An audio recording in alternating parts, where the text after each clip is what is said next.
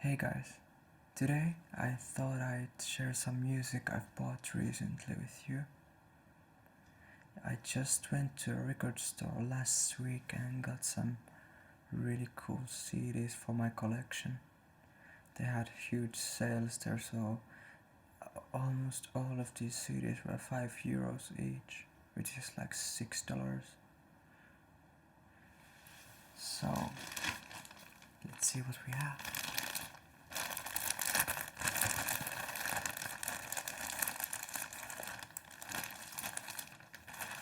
This is the record store. It's called Levykauppa X, which means Record Store X.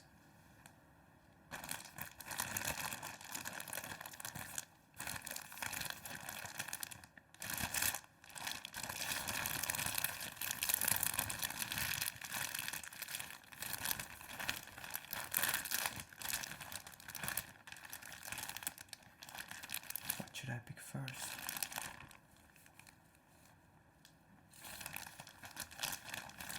I think this is a good one to start.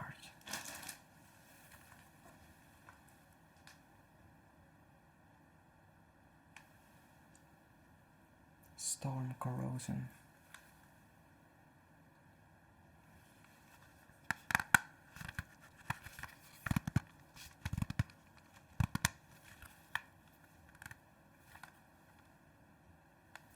So Storm Corrosion, it's a really cool band.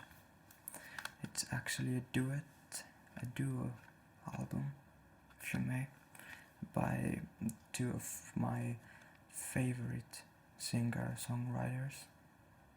The other one is Steven Wilson. He's from UK and he's known from the band Porcupine Tree. He also does songs for Blackfield.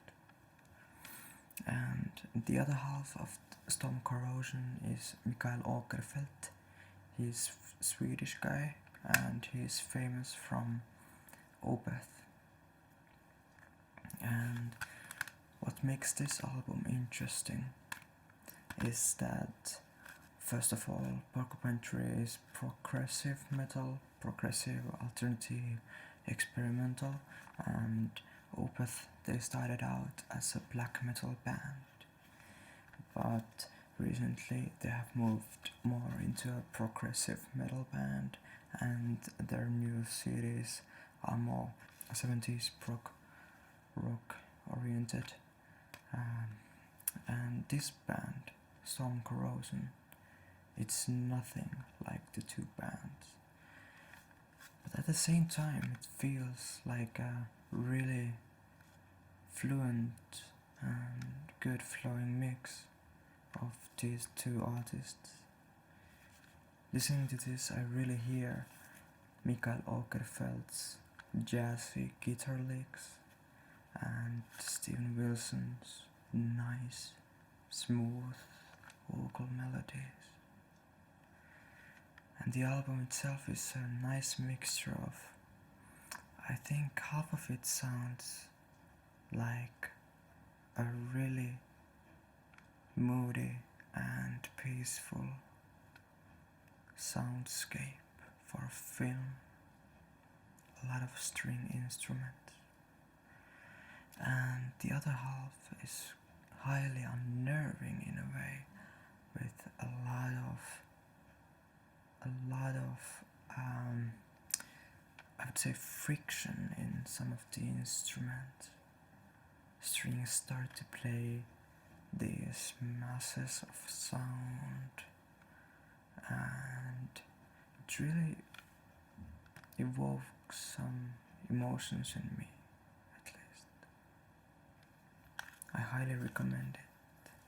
And when we open this,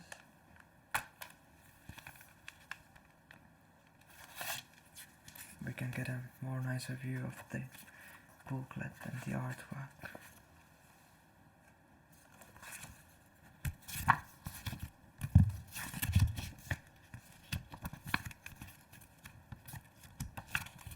There's quite a few pages,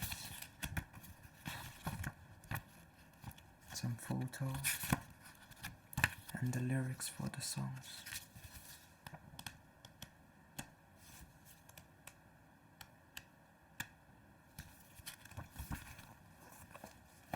And I really do like the artwork here.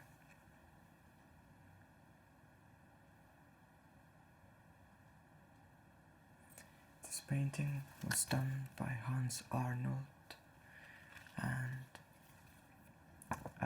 he was born in Switzerland, 1940s I believe, and then he moved to Sweden in maybe 1950s or 1960s.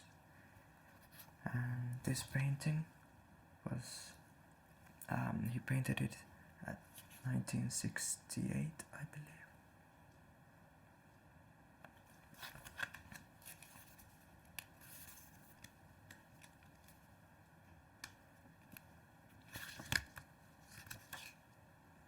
If you want to hear how this band sounds, I would highly suggest to listen to the first song on this album called Track Ropes. It's a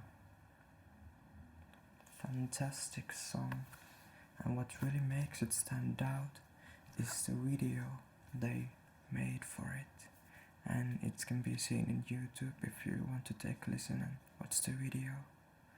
It's made with this cardboard animation, a really cool atmosphere, and yeah, go check it out. I could post a link to this video.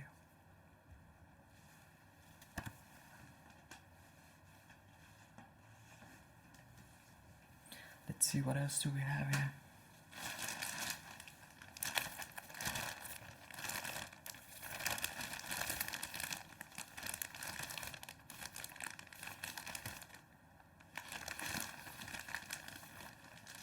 Yes, this one.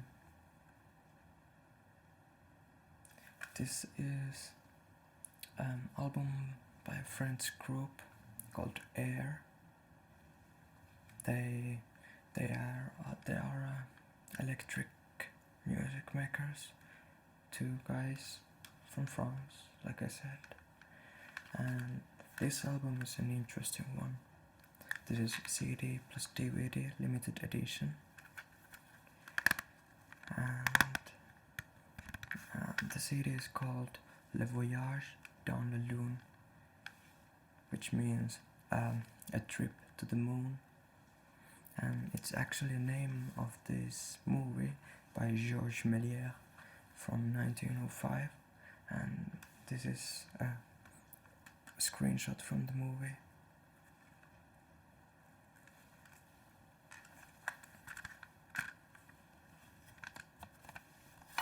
So the story behind this CD is that this old movie was restored a couple of years back, and they colored it. They put some really big effort making it look good, and some people have said that this was the technological highlight of the century. And the thing was that they needed original music for this new restored film, and Air was put to that job, and I think they did a pretty good job with this album. It could have been better knowing Air and it being one of my favorite bands, but there's some standout tracks, and I like the atmosphere here as well. But the best thing is the movie. I mean, look at these pictures.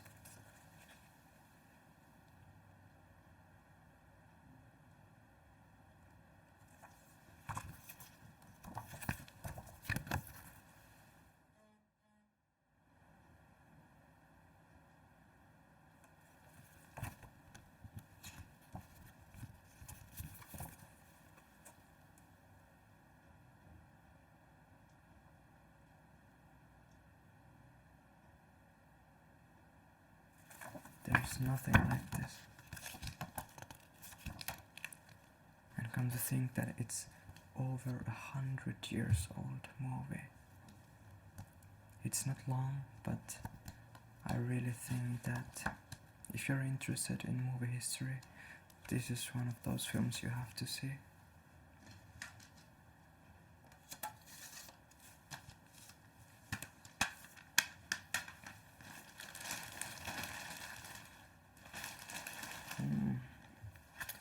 Okay, this is not exactly a new album for me, but it just happened to be in that bag because it was my car CD last time I drove to my place. So it's Arcade Fire, Suburbs.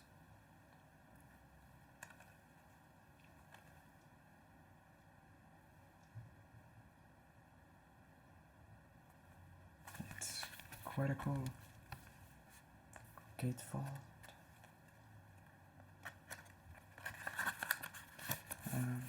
Arcade Fire is from Montreal, Canada, and yeah, they're pretty good indie rock band. And one thing I like about them is that they have really good melodies and the usage of instruments, and they use instruments boldly, and yeah, and their violin player, at least in the first albums, has been one of my favorites, called Owen Palais. His first artist name was Final Fantasy, but there was some copyright infringement involved, so now he's just by his own name, Owen Palais. And this is quite a long CD. I believe there's 16 tracks. Some of them not so long, but yeah, there's some pretty good ones in there. For example, the first one called The Suburbs. That's one of my favorite Arcade Fire tracks. And there's also one cover made of it. It's more deep house electro, but I don't remember the artist. But it's really cool as well. Also, this booklet looks quite funny. It's handwritten, and you can barely decipher this. That what's going on in the lyrics. But knowing Arcade Fire, it has to be something good, something genius. They're not called indie band for nothing. They have to have some meaning behind the lyrics.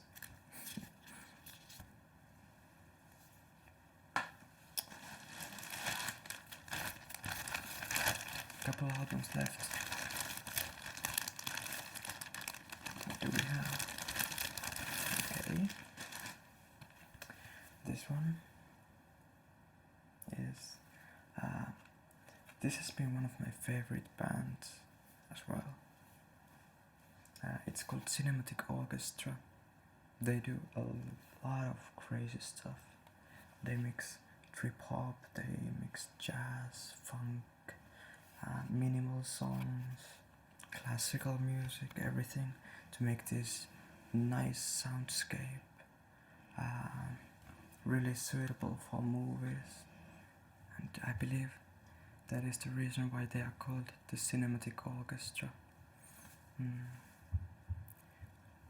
And the main guy from Cinematic Orchestra is called John Swinscoe, and he likes movies. For example, there's their album Man with the Movie Camera. It's how do you say? I guess it's a soundtrack. Yeah, I think it could be called a soundtrack for a remix version of this Russian movie, really old movie called Man with the Movie Camera, and that's got to be one of my favorite albums of all time. Although a bit jarring at times, but nice instruments, cool sound, amazing evocative melodies. But this album, this is quite an interesting piece as well. It's called In Motion #1, so I think it's supposed to be for this series of albums. And here Swinscoe has collected his favorite producers and artists to make imaginary movies for avant-garde films. So here he has done soundtrack pieces for movies called Necrology, Lapis, Outer Space, Dreamwork, Entracte, Region, and Manhattan. And there is a lot of guest musicians on this album. For example, Austin Peralta and Tom Chant, and what else? What else do we have here? Ilan Eshkeri. Yes. Good name drops.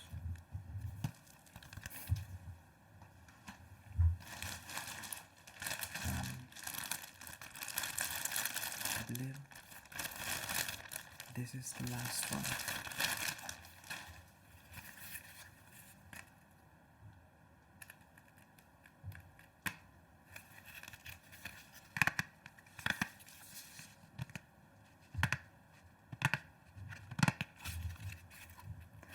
For some reason I really do like this artwork.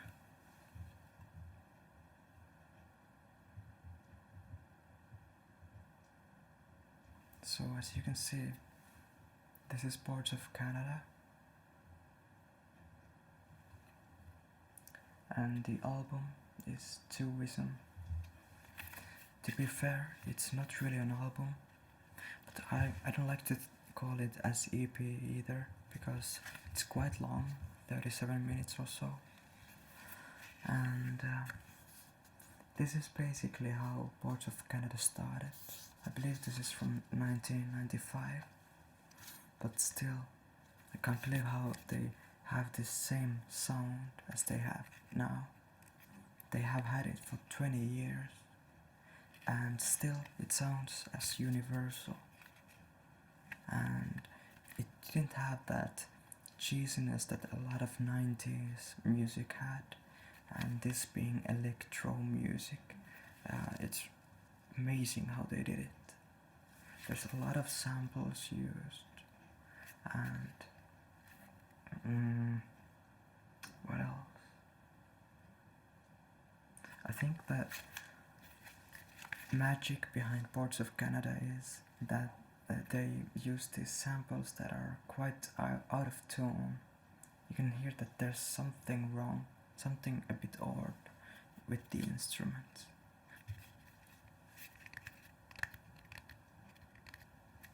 Also, it's interesting to look up at the samples they have used.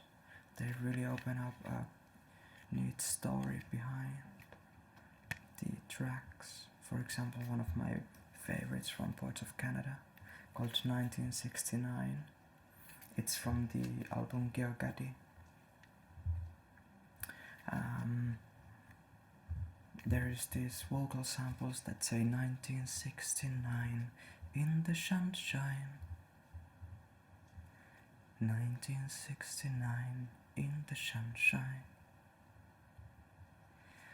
But there's also samples that are quite eerie, and they are reversed. But when you reverse them back to the normal state, you hear that they are from this, I'm sorry, I forgot his name, but I think it was something like Applegate, a religious leader, cult leader from the 60s, late 60s. And they eventually had this mass murder or burning of a house in the woods or something.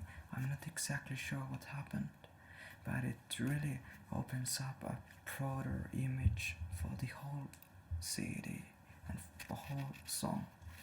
It's not only sunshine and Woodstock, even though it's the summer of 1969.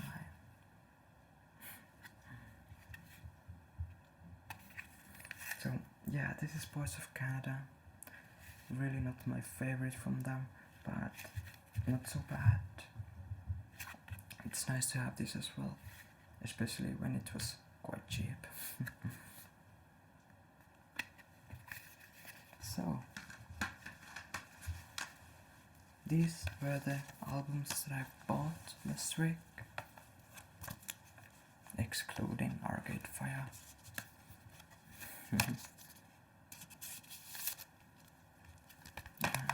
Yeah, tell me if you want to hear more of the albums that I listen to and bands. But that was me rambling about, and see you soon again.